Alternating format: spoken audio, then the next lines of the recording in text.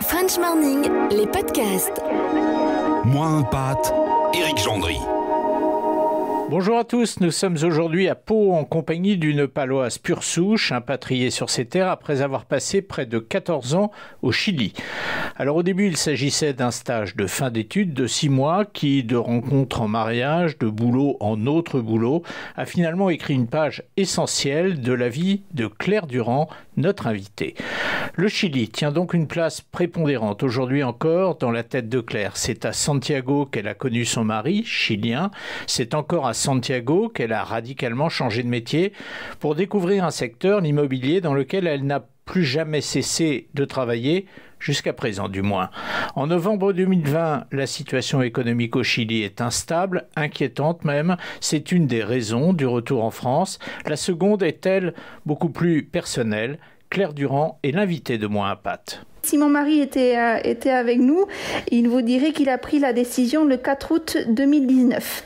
Voilà, c'était le 4 août 2019, c'est un jour où on était en France pour un événement familial et il m'a dit mais nous on travaille pour vivre là-bas et ici on vit quoi. Enfin on n'a pas la même logique, il y a plus de qualité de vie en fait. Et bon, on avait déjà le projet d'avoir un enfant ensemble et lui en fait il voulait que l'enfant grandisse en France plutôt qu'au Chili. Et puis moi, mettre en l'air 14 ans de travail, j'avais construit mon entreprise, j'avais des très bons clients, ça allait très bien pour moi. Et en fait, moi, j'aimais bien ma vie au Chili, quoi.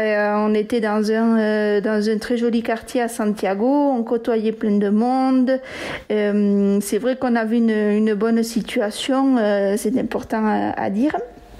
Et puis en fait, moi le déclic ça a été quand on a vraiment décidé au mois de décembre 2019 de faire un enfant.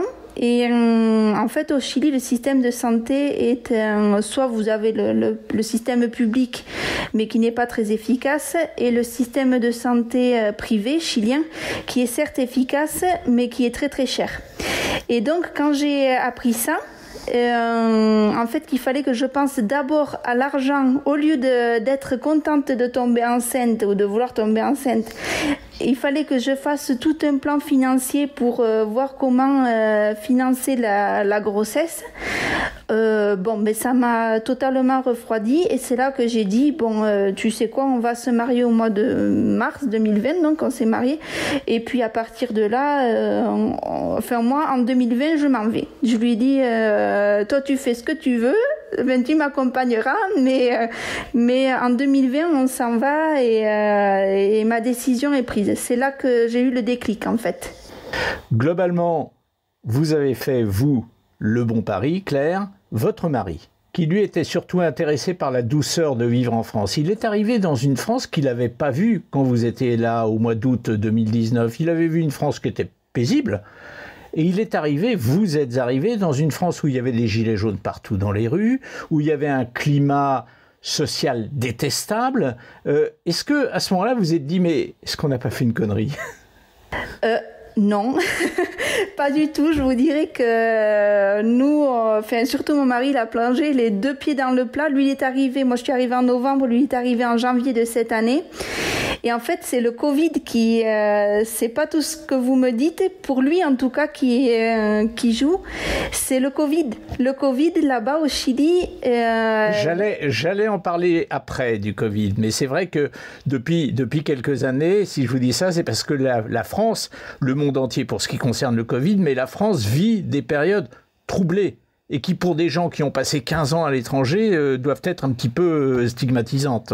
Oui, c'est très stigmatisant. En fait, les gilets jaunes, ils sont connus jusqu'au Chili. Je vous dis que tout le monde En fait, là-bas, les Chiliens se sont aussi révoltés. Ils sont en pleine révolution sociale. Hein. Ils sont en train de mettre en place une nouvelle constitution. Donc, c'est pas rien.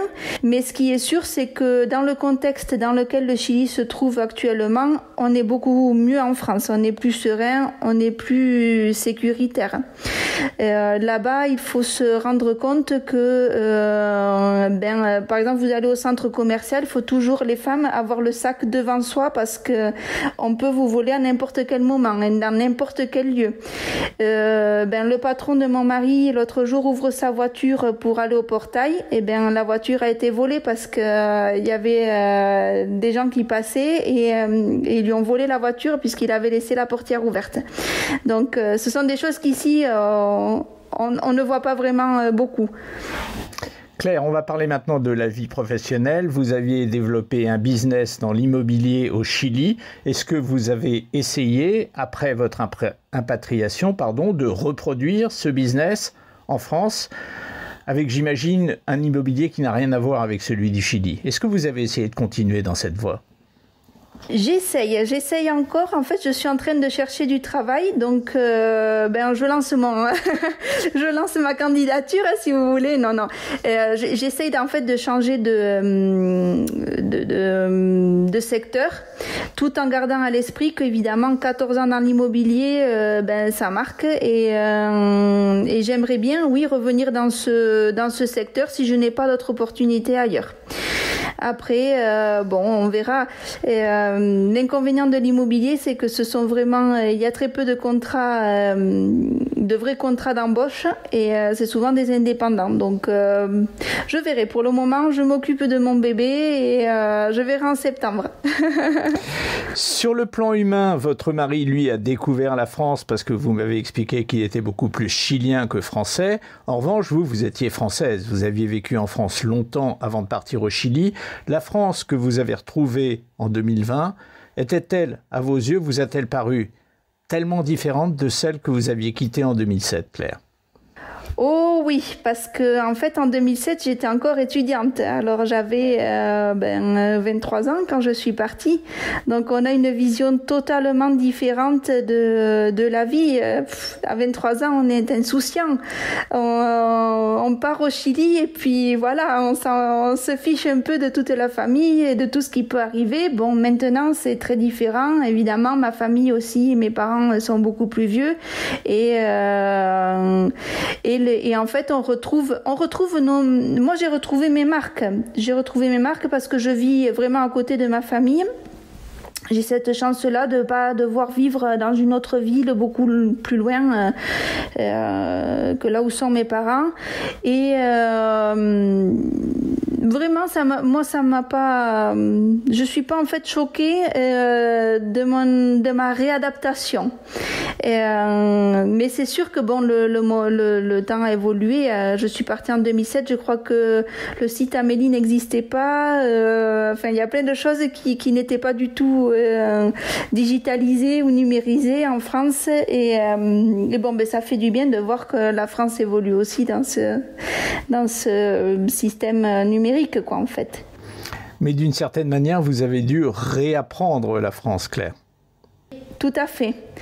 C'est compliqué. C'est compliqué de passer d'un pays, le Chili, qui est un pays jeune en fait, où tout marche, tout marche très très vite. Un pays où la paperasse, la bureaucratie est omniprésente, on dirait. C'est très très lourd des fois, surtout.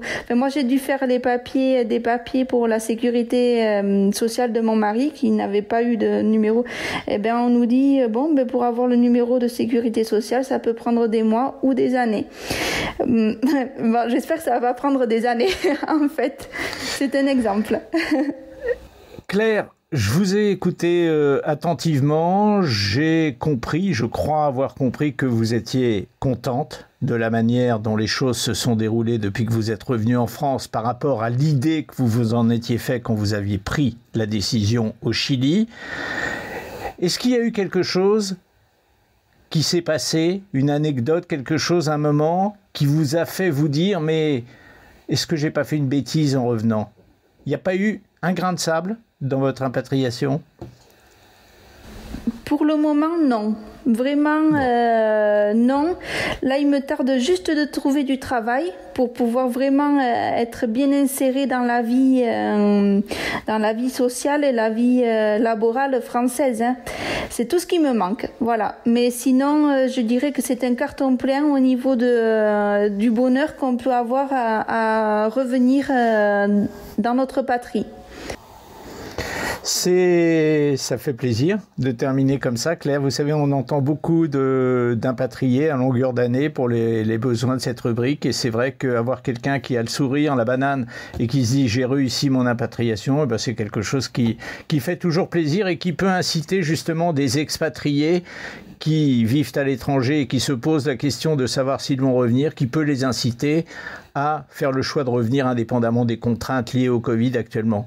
Donc merci beaucoup pour votre témoignage, Claire, et bonne chance pour trouver du boulot. Merci à vous, j'étais très heureuse de partager mon expérience avec vous.